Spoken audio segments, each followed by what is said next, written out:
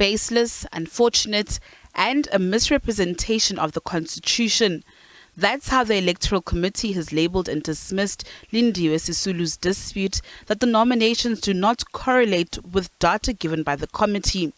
Sisulu was vying for the position of party president, whilst incumbent President Cyril Ramaphosa and former Health Minister Dr. Zweli Mkhize have made the cut.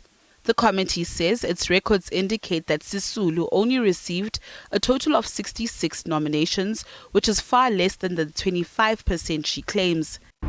Now, if a comrade like Lindiwe Sisulu would cast aspersions on that kind of a process, it means she's blaming the provincial and regional secretaries, and that is not correct. So that's the first thing to clarify. Now, what we then do is that in consolidating the nominations, we consolidate them per province, and then we have a national consolidation. That became the outcome that we announced. Now, the most important issue in terms of Rule 12.7.1 of the ANC Constitution is that anybody to be successfully nominated for the position of the top 6 or any position there, that person should be nominated by a province, which means that you ought to have received the highest number of nominations in that particular province.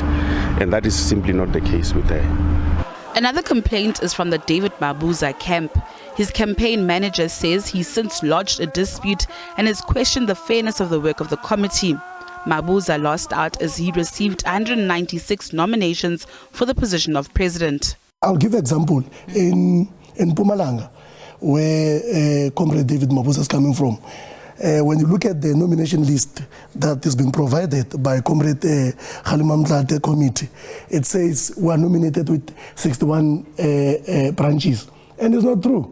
We are nominated there by 138 branches, and we can prove that.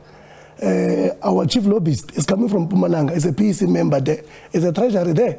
So if you look at that, it tells you that even the delegation going to the conference, there's a crisis. So we need to resolve this issue, because then the announcement of nomination, it was naughty and damaging campaign of other candidates. The committee says it has not received any disputes from the Mabuza camp. That's where lies the problem. Is going public before you supply the information and before the information is processed, and then you get the outcome.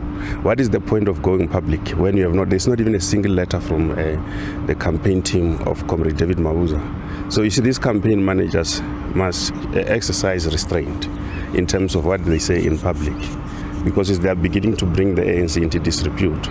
Matsila has urged party members to respect the work of the Electoral Committee. Meanwhile, the rules as approved by the NEC allow for a dispute resolution process to be concluded by the end of this month. Natasha Piri, SABC News, Johannesburg.